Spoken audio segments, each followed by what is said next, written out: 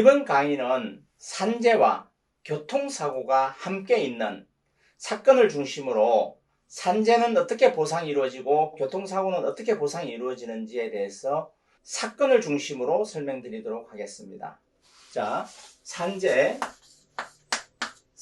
사고, 그 다음에 교통사고.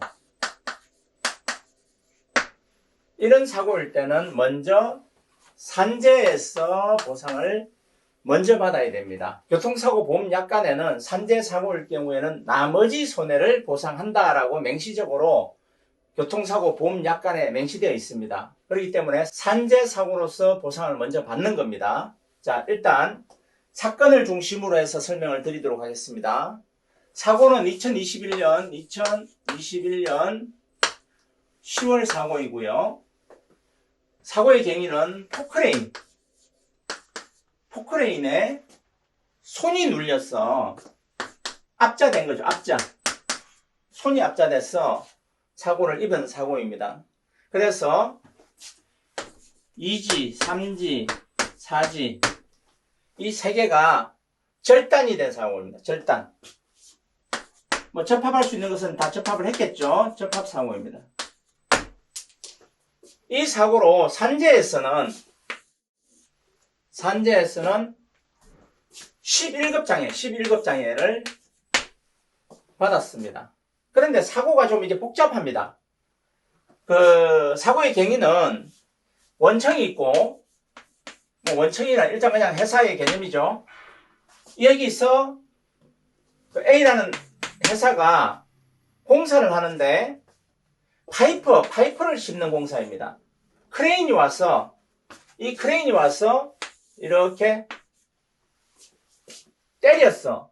집어넣는, 땅으로 박는, 그러니까 가림막이죠. 가림막을 이렇게 세우는 이런 공사인데 포크레인이 와서 눌러주는 거죠. 크레인이 와서 눌러주는데 여기에 이제 우리 제자분이 일을 하고 있는데 원청의 차장이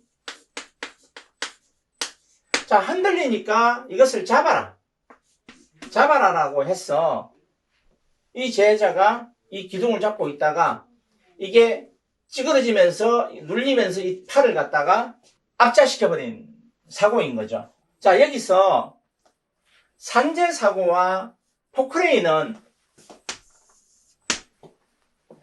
공사를 하다가 사고가 난 거니까 산업 현장에서의 사고이니까 이건 산재 사고이고, 포크레인이 철 기둥을 때리는 사항이었기 때문에 그것을 잡고 있었던 사건이기 때문에 이것은 교통사고가 되는 겁니다. 산재 사고이면서 플러스 교통사고가 되는 겁니다. 자, 여기서 산재 사고와 교통사고가 보상 기준이 동일하다면 굳이 산재 사고다 교통사고다 구분 지을 필요 없이 그냥 산재로 손해를 배상받거나, 이거는 산재 사고는 보상입니다. 교통사고는 손해배상이에요. 하나에서 똑같은 손해의 기준이라면 산재 사고로 그냥 받아버려도 되고 교통사고로 받아버려도 되나, 산재의 장애 기준과 교통상해의 장애 기준, 산재의 보상 기준과 교통사고의 보상 기준이 서로 다릅니다. 자, 여기를 한번 치우고 설명할게요. 여기에 이제 가실 비율이 문제가 되는데, 산재는 무가실 책임주의이기 때문에 가실에 아무런 영향 없이 산재가 보상하는 기준에 따라서 그냥 보상하고 끝나는 거예요. 근데 교통사고는 가실이 엄청난 보상에 영향을 미칩니다. 배상에 영향을 미칩니다. 이 부분에 대해서 설명을 좀 드릴게요. 먼저 산재의 보상 기준에 대해서 말씀을 드리겠습니다. 첫 번째, 요양급여. 이거는 재해자의 병원비를 이야기하는 겁니다. 자, 두 번째, 휴업급여. 이것은 내가 병원에 입원, 통원 하는 동안에 일 못한 손해의 70%, 몇 프로냐면 70%를 지급하는 겁니다. 자, 특이한 것은 법률상 손해배상액에서는 통원 기간 동안에 일 못한 손해는 그냥 통원하는 8,000원만 인정을 하는데, 산재사고의 경우는 통원하는 기간까지 휴업급여의 보상에 들어가 있습니다. 자, 여기서 구체적인 부분으로 들어가면 이 입원 가지고 1시간을 강의해야 되고, 통원 가지고 통원 연장과 관련해서 1시간을 이야기하기 때문에 이와 같은 세부적인 부분들은 추후에 시간을 정해서 강의를 하도록 하고, 자, 요양급여, 휴업급여, 장애급여. 자, 이렇게 산재사고는 직불금 있겠죠, 직불금. 뭐 간병비. 자, 이것이 산재사고가 지급하는 전체 금액입니다. 이것이 법률 손해배상으로 넘어가면 항목이 또 달라집니다. 그렇기 때문에 그냥 통상적인 설명을 좀 드릴게요. 자, 우리가 이렇게 설명을 합니다. 산재가 딱 정해진 기준으로 보상을 하기 때문에 장애급여 같은 경우에도 1급에서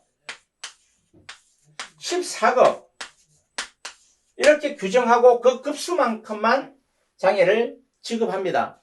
이 재해자의 경우는 나이가 65세입니다.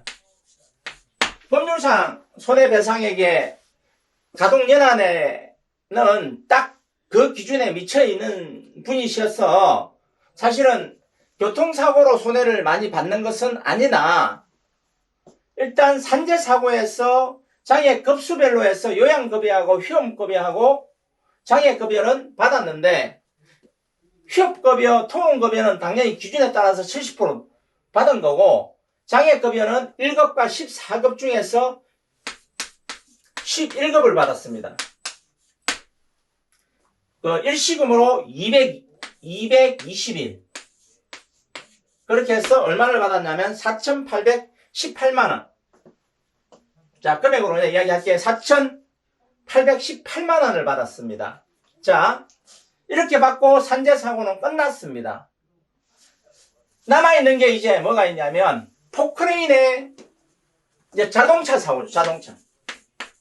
여기서 K사, 보험사고에 분쟁이 남아있는 겁니다.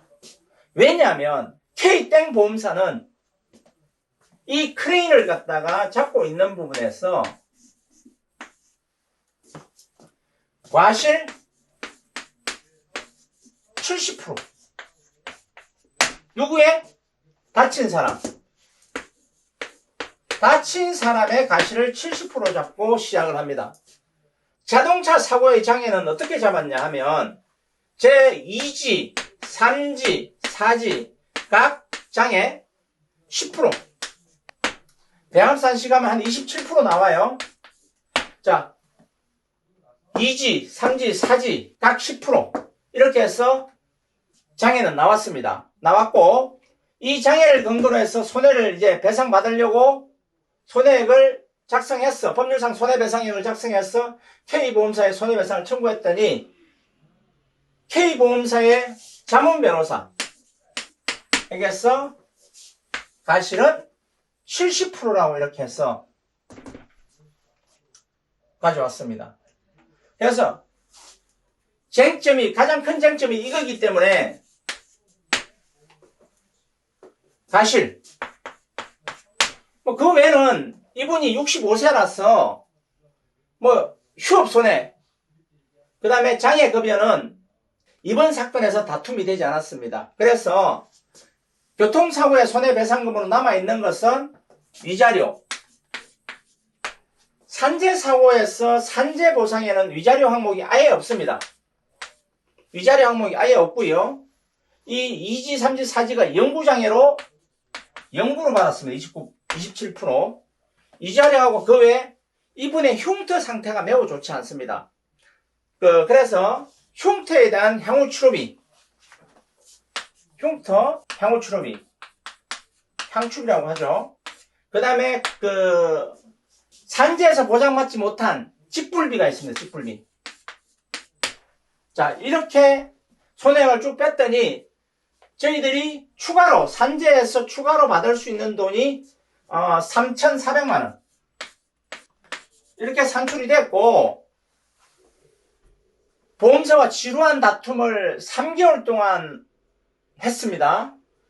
결국은 가실에 대한 판례들을 가지고 다툼을 가져갔었고, 등등의 분쟁들을 계속 이어오면서 소송 전 조정을 했습니다. 결론적으로 2,600만원. 자, 2,600만원 손해배상을 교통사고에서 받을 수 있었습니다. 산재사고와 별도로 받은 금액이라고 보면 됩니다. 그래서 여러분들이 산재사고가 났을 때 이거는 그냥 산재사고이고 나머지는 없구나라고 생각하시면 안 된다라는 거예요. 자, 여기는 교통사고가 있는데 만약에 교통사고가 없다라고 보자고요. 이와 같이 손가락이 2, 3, 4지가 절단돼서 접합한 사고에서 산재사고인데 교통사고가 아니다. 자, 산재는 통상 이렇게 손해를 100이라 보면 법률상 손해입니다. 이건 법률상 손해라고 그럴게요. 법률상 손해. 이걸 100이라 보면 산재에서 보상하는 손해는 실질적으로 자, 이 정도 될 것인데 한 60% 산재사고의 보상 기준으로 보상을 받으면 법률상 손해배상 기준 대비 한 60%가 통상적으로 보상받을 수 있습니다. 그럼 나머지 손해가 있는데 이 나머지 손해 그러면 이게 나머지 손해가 통상 한 40% 정도 돼요. 근데 이 금액이 전체 손해가 1억이면 이게 6천만 원이고 이게 4천만 원이 되는 겁니다. 근데 이게 젊은 친구일 경우에는 어떤 경우가 생기냐면 이게 60대 40이 아니라 50대 50이 될 수도 있어요. 그러면 산재에서 5천만 원 받았는데 나머지 손해가 남아있다는 거예요. 50%에 대한 손해가 남아있다는 거예요. 이럴 경우에 교통사고일 때는 교통사고에 받으면 되겠죠. 교통사고에 받으면 되겠죠. 자, 그런데 산재사고에서 교통사고가 없는 경우에는 어떻게 하느냐. 자, 먼저 사업주가 자기의 손해를 대신할 보험사에게 보험을 들었는지를 확인하는 겁니다. 그게 건재보험이라고 그래요. 이게 근로자 재보상보험이라고 합니다. 건재보험이에요. 행사적 책임은 별개로 하고, 자, 민사적 손해만 말씀을 드리는 거예요. 건재보험이 있습니다. 건재보험이. 이것도 법률상 손해배상액이에요. 소송 가면 법률상 손해배상으로 계산을 하고 배상을 받을 수 있습니다. 그런데 합의조정에서는 약관을 들고 와서 약관 기준으로 한다고 하죠. 그러나 결론적으로 법률상 손해배상액이 기준입니다. 그런데 이 사업주가 건재보험을 안 들었어. 그러면 어떻게 되느냐? 사용자의 배상 책임이에요. 그 민법 760조에 사용자의 배상 책임이라고 있습니다. 사용자의 배상 책임에 따라서 사업자를 상대로 해서 손해배상 청구를 하면 됩니다. 자, 개념칙을 말씀드릴게요.